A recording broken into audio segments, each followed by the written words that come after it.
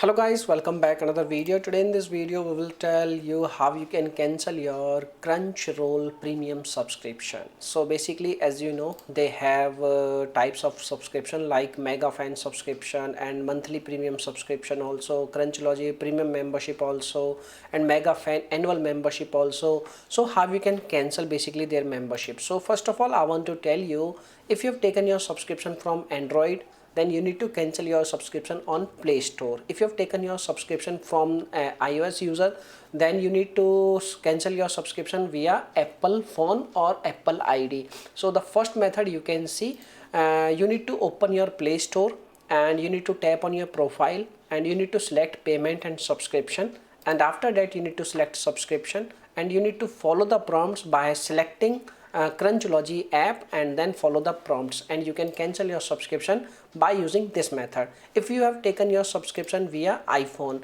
then you need to open your iPhone settings and then you need to tap on your Apple ID, then you need to select subscription and then you need to follow you need to select the app like Crunchyroll and then you need to follow the prompts and you can cancel your subscription very easily. Okay, so these are the methods by which you can cancel your subscription of Crunchyroll.